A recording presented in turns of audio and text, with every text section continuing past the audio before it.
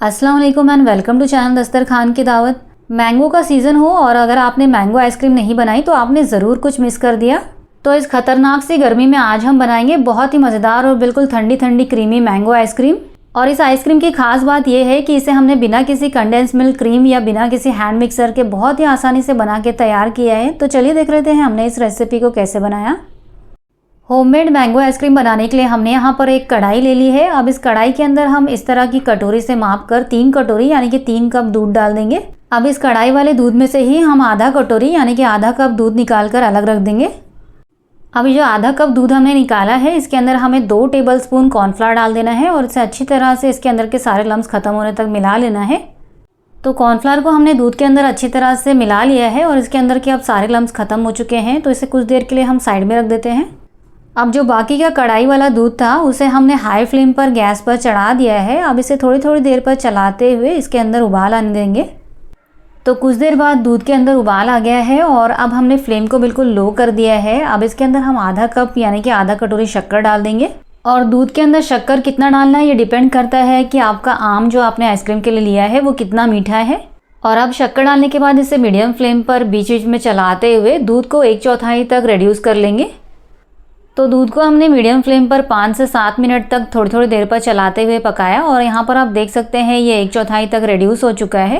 अभी जो कॉर्नफ्लावर वाला मिल्क हमने बना के रखा था इसे पहले हमें अच्छी तरह से चला लेना है। उसके बाद हमें इस कढ़ाई वाले दूध में कॉर्नफ्लावर वाले मिल्क को डाल देना है और अब इसे लो फ्लेम पर लगातार चलाते हुए 4 से 5 मिनट के लिए या दूध के गाढ़ा होने तक इसे पका लेंगे। तो 4 से 5 मिनट के लिए हमने इसे लो फ्लेम पर लगातार चलाते हुए पका लिया है और अब आप इसकी कंसिस्टेंसी देख सकते हैं, इस तरह की कंसिस्टेंसी इसकी हो गई है। तो अब हमने गैस की फ्लेम को बंद कर दिया है और इसे गैस पर से उतार लेंगे। तो इस कॉर्नफ्लावर वाले मिल्क को हमने गैस पर से उतार लिया है और गैस पर से उतारने के बाद भी हमें इसे थोड़ी थोड़ी देर पर चलाते रहना है ताकि इसके अंदर लम्स ना बने। और इसे थोड़ी थोड़ी देर पर चलाते हुए ही हमें इसे रूम टेम्परेचर पर पूरी तरह से ठंडा कर लेना है। तो इसे हम थोड़ी थोड़ी देर पर चलाते रहेंगे और साथ साथ में जो आम का पल्प है, गूदा है, उसे भी हम निकाल लेते हैं। तो आम का पल्प निकालने के लिए यहाँ पर हमने 3 पके हुए दशहरी आम को अच्छी तरह से धोकर ले लिया है। अब एक एक करके हमें आम का पल्प निकाल लेना है। तो पहले आम के ऊपर से थोड़ी सी टिप को काट कर निकाल लेंगे और उसके बाद इसका एक हिस्सा इस तरह से काट लेंगे और अब इसके ऊपर हॉरिजॉन्टल और वर्टिकल कट्स लगा देंगे। वैसे अगर आप चाहें तो किसी और मेथड से भी आम का पल्प निकाल सकते हैं। और अब एक स्पून की मदद से इस तरह से हमें आम के पल्प को निकाल लेना है। तो बहुत ही आसानी से ये आम का पल्प इस तरह से निकल जाता है। और आम का पल्प निकालने के बाद जो छिलका और सीड बच जाएगा उसे हम फेंक देंगे। और इस तरह से हमें आम का जो दूसरा साइड है उसे भी काट कर निकाल लेना है और उसके ऊपर भी पहले हॉरिजॉन्टल और वर्टिकल कट्स लगाकर उसी तरह से हमें इसका भी पल्प निकाल लेना है। और अब सीड में से भी पल्प निकालने के लिए पहले इसके साइड का जो छिलका है इसे हमें इस तरह से निकाल लेना है और एक नाइफ की मदद से अब सीड के ऊपर का भी सारा पल्प हमें इस तरह से काट कर निकाल लेना है। और सीड के ऊपर से हमें सारा पल्प निकालने के बाद सीड को फेंक देना है और इस तरह से हमें बाकी के 2 आम से भी पल्प निकाल लेना है। तो यहाँ पर हमने तीनों आम का पल्प निकाल लिया है और साथ साथ में ये जो कॉर्नफ्लावर वाला मिल्क है इसे भी हम थोड़ी थोड़ी देर पर चलाते हुए इसे पूरी तरह से रूम टेम्परेचर पर ठंडा करते जा रहे हैं। तो जब तक ये कॉर्नफ्लावर वाला मिल्क ठंडा हो रहा है यहाँ पर जो हमने आम का पल्प निकाला है चलिए इसकी प्यूरी तैयार कर लेते हैं। तो मैंगो प्यूरी बनाने के लिए हमने यहाँ पर एक बड़ा ग्राइंडर जार ले लिया है। अब इसके अंदर जो हमने सारा मैंगो पल्प निकाला है उसे डाल देंगे। तो हमने सारा मैंगो पल्प इस ग्राइंडर जार में डाल दिया है। अब इसे अच्छी तरह से बिल्कुल भी स्मूथली ग्राइंड कर लेंगे। तो यहाँ पर हमने मैंगो प्यूरी को अच्छी तरह से बिल्कुल भी स्मूथली ग्राइंड कर लिया है।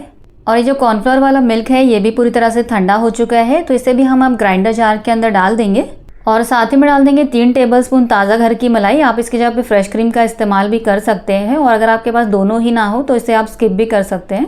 और अब इसे हम 1.5 से 2 मिनट के लिए थोड़ी थोड़ी देर पर ऑन ऑफ करते हुए बिल्कुल भी स्मूथली ग्राइंड कर लेंगे।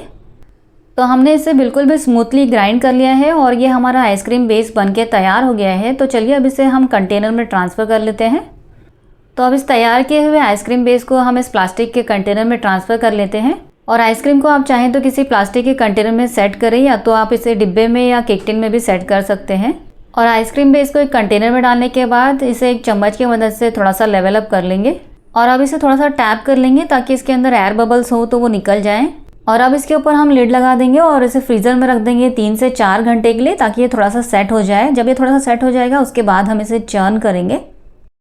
तो 3 से 4 घंटे बाद हमने इसे फ्रीज़र में से निकाल लिया है और ये थोड़ा सा सेमी सेट हो गया है। अब इस सेमी सेट आइसक्रीम को हम इस ग्राइंडर जार के अंदर फिर से डाल देंगे और अब इस सेमी सेट आइसक्रीम को हमें 30 सेकेंड्स के लिए ऑन ऑफ करते हुए चर्न कर लेना है। बहुत ज़्यादा देर तक इसे चर्न नहीं करना है, बस 30 सेकेंड्स के लिए इसकी स्मूथ कंसिस्टेंसी आने तक चर्न करेंगे। तो हमने आइसक्रीम को थोड़ी थोड़ी देर पर ऑन ऑफ करते हुए बस 30 सेकेंड्स के लिए ही चर्न कर लिया और आप देख सकते हैं बिल्कुल भी क्रीमी और स्मूथ कंसिस्टेंसी का हमारा आइसक्रीम बेस बनके तैयार हो गया है। और इस प्रोसेस को आप ज़रूर करें। इस प्रोसेस को करने से आइसक्रीम के अंदर आइस क्रिस्टल्स नहीं बनेंगे। अब इस तैयार किए हुए आइसक्रीम बेस को हम फिर से उसी सेम कंटेनर के अंदर ट्रांसफ़र कर लेंगे और आप देख सकते हैं ये आइसक्रीम बेस कितना ज़्यादा क्रीमी और बिल्कुल भी स्मूथ हो गया है। और अब फिर से इसके ऊपर के सरफेस को एक चम्मच की मदद से लेवल अप कर लेंगे और इसे थोड़ा सा टैप कर लेंगे ताकि इसके अंदर के एयर बबल्स निकल जाएं। और अब इसे कवर करके 8 घंटे के लिए या ओवरनाइट के लिए फ्रीज़र में रख देंगे ताकि ये अच्छी तरह से सेट हो जाए। तो हमने इसे ओवरनाइट के लिए रख दिया था फ्रीज़र में सेट होने के लिए और अब ये बहुत अच्छी तरह से दूसरे दिन सेट हो चुका है। और परफेक्ट स्कूप निकालने के लिए हमने इस आइसक्रीम को फ्रीज़र में से निकाल कर 15 मिनट के लिए फ्रिज में रख दिया था ताकि ये थोड़ी सॉफ्ट हो जाए और स्कूप बहुत ही आसानी से निकले। और आइसक्रीम को स्कूप करने से पहले हमने इस स्कूप को कुछ सेकंड्स के लिए गर्म पानी में रखा था और इसे पोंछ कर ही हमें स्कूप करना है जिससे कि बिल्कुल भी परफेक्ट और एकदम गोल गोल स्कूप आपके निकलेंगे। और हर बार आइसक्रीम को स्कूप करने से पहले आपको इसे कुछ सेकंड्स के लिए गर्म पानी में रखना है, उसके बाद इसे पोंछ कर ही स्कूप करना है। और आप देख सकते हैं बिल्कुल भी बाजार जैसे एकदम गोल गोल और बिल्कुल परफेक्ट स्कूप हमने निकाल लिए हैं। और बहुत ही ज़्यादा मज़ेदार और बिल्कुल भी क्रीमी हमने मैंगो आइसक्रीम बहुत ही आसानी से बना के तैयार कर ली है। अब इसे गार्निश करने के लिए आप चाहें तो इसके ऊपर थोड़े से पुदीने के पत्ते से इसे गार्निश कर सकते हैं या तो आप इसे थोड़े से पिस्ता से भी गार्निश कर सकते हैं।